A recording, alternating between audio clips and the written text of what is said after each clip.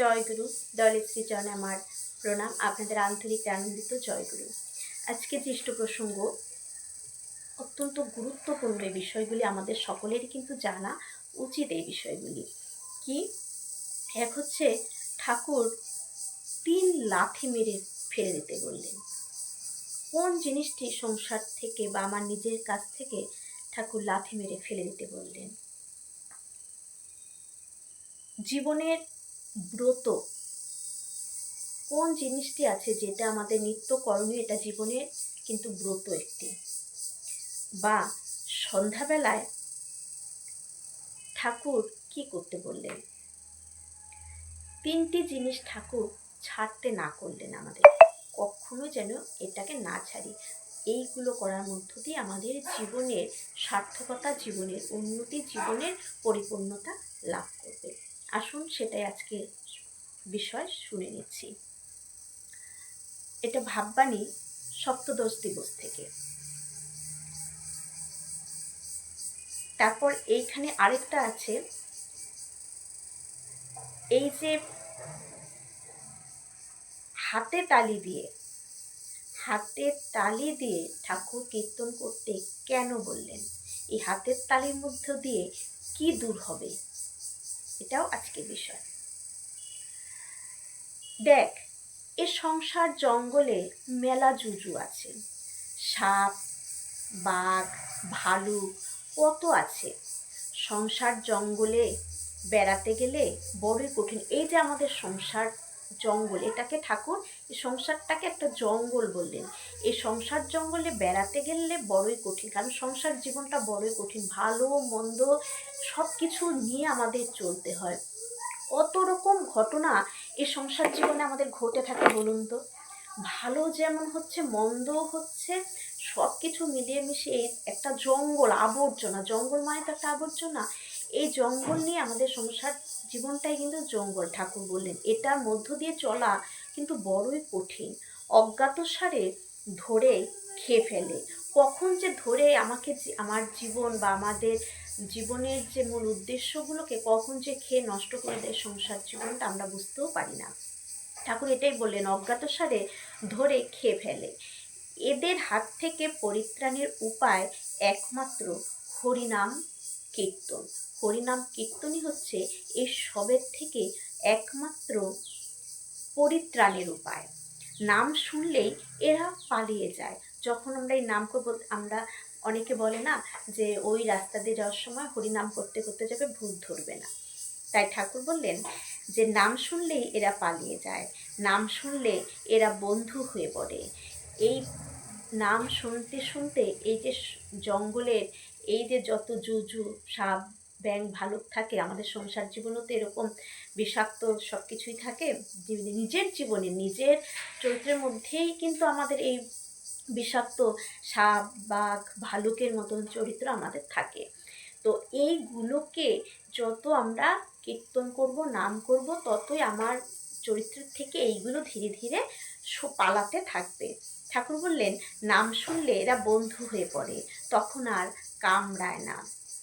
দেখ, এই অন্ধকার পথ চলতে লোকে হাততালি দিয়ে চলে। এই যে ঠাকুর বললেন, এই যে আমরা যখন অন্ধকারের রাস্তা দিয়ে হেঁটে যাই, আমরা সবাই এরকম হাতে তালি দিয়ে দিয়ে যাই না, যাতে সাপ, ব্যায়াম কোনো কিছু যেন সামনে থাকলে যেন সরে যায়, আমরা যেন মানে সাবধানে পা ফেলতে পারি বা সেখান থেকে কোনো বিপদ আমাদের আসবে না। সেই কারণেই তো আমরা হাতের তালি দিই অন্ধকারের রাস্তা দিয়ে হাঁটার সময়। ঠাকুর দেখুন কি সুন্দর করে আমাদের বললেন যে দেখ, ওই অন্ধকার পথ চলতে লোকে হাততালি দিয়ে দিয়ে চলে। কেন যায় জানিস?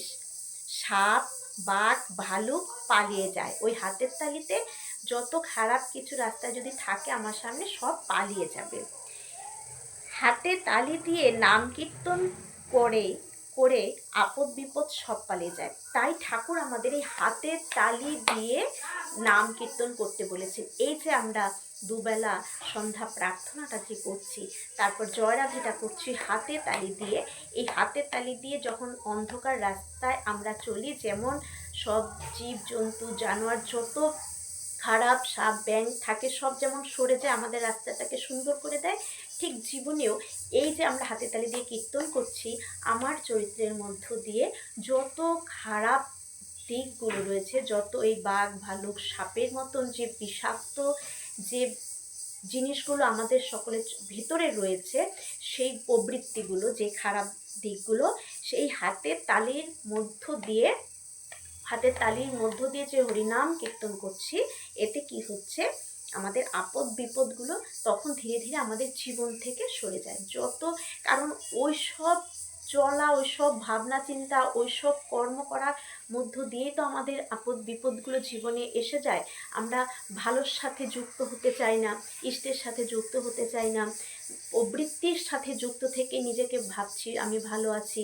কিন্তু যতই হাতের তালি দিয়ে এই যে নাম করে যাব, নাম কীর্তন, এই সংকীর্তন করে যাব, ততই এই জিনিসগুলো, এই খারাপগুলো, আমার জীবনের খারাপ যত কিছু আছে, এই আপদ বিপদ সব ধীরে ধীরে ধীরে ধীরে সরে যাবে। ঠিক অন্ধকারের রাস্তায় যেমন আমরা হাতের তালি দিয়ে যাই। কি সুন্দর ঠাকুর উদাহরণ দিয়ে বলে দিলেন।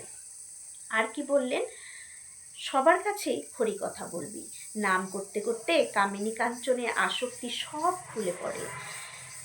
যে জায়গায় নাম সংকীর্তন হয় না সেই জায়গা শ্মশান বলে জানবি, যে জায়গায় নাম সংকীর্তন হয় না সেখানটা শ্মশান বলে জানবি। হরে কৃষ্ণ নামে আধিবেদী সব দূর, ভবরোগ দূর হয়, মুক্তি তার করতলে হয়। যার প্রাণে নাম নাই তার দেহটা রোগের মন্দির হয়ে পড়ে। তার সংসর্গে যারা আসে তারাও রোগা হয়ে পড়ে।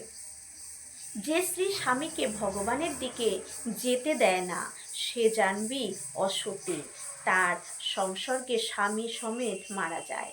সদ্দিকে যে যেতে না দেয় সেই অসতী। ভগবানই সদ্বস্তু, নাম আর ভগবানের পৃথক নাই। নাম আর ভগবান কিন্তু আলাদা নয়। ওই যে আমাদের বীজ নামটা, এটা কিন্তু ভগবান। আমি বীজ নাম করছি মানে আমি ভগবানের নাম সর্বদা করে যাচ্ছি। নামকেই জানবি ভগবান বলে, ভক্তের হৃদয়ে ভগবান বাস করে। দেখ, যে মুখে বলে হরি হরি অথচ ভক্তের অপমান কানে শোনে, চোখে দেখে, তাকে 3 লাথি মেরে তাড়িয়ে দিবি। লাথি দিবি তার স্বভাবকে। তাহলে ঠাকুর 3 লাথি মেরে কাকে সরাতে বললেন আমাদের জীবন থেকে, এবং কার, সেই মানুষটিকে নয়, তার স্বভাবটাকে লাথি মেরে আমরা সরিয়ে দিতে বললেন। কাকে? যে মুখে মুখে বলে হরি হরি, মুখে সে হরি হরি বলছে, কিন্তু সে আবার ভক্তের অপমান তার সামনে কেউ করে যাচ্ছে, তার গুরুর নিন্দা কেউ করে যাচ্ছে, সে সেটা শুনছে, চোখেও দেখছে যে এই ভক্তের অপমান করছে, বা ভক্ত বা গুরুর নিন্দা করছে, গুরুর কাজে মানে উল্টোপাল্টা কথা বলছে, নিন্দা চর্চা করছে, তার সেটা দেখছেও শুনছেও। এই সব যে স্বভাবগুলো আছে, এই স্বভাবগুলোকে যেন আমরা 3 লাথি মেরে তাড়িয়ে দিই। লাথি দিবি তার স্বভাবকে, মানুষটিকে নয়। বুকে বুক দিয়ে তার আপদ বালাই দূর করে দিবি। এখানে হচ্ছে আমাদের যাজন করা। যে যেমন করবে তখন তার স্বভাবকে, তার ওই খারাপ দিকগুলোকে যেন আমরা লাথি মেরে সরিয়ে দিই, সেটাকে যেন প্রশ্রয় না দিই। কেউ এরকম কোনো জায়গায় গুরু নিন্দা করা মানে সব থেকে যত পাপ আছে, সব থেকে বড় পাপ হচ্ছে গুরু নিন্দা করা। এই নিন্দা কখনো শুনবেনও না, কেউ কখনো কান দিয়ে শুনবেনও না, দেখবেনও না। সেই স্থান ত্যাগ করে চলে আসবেন, এবং তার সাথে এমন সুন্দর আমাদের চরিত্র ব্যবহারটা করতে হবে যেন সে বুঝতে পারে যে যারা ঠাকুর কিনে সত্যি সত্যি চলে তারা কতটা সুন্দর হয়ে উঠতে পারে।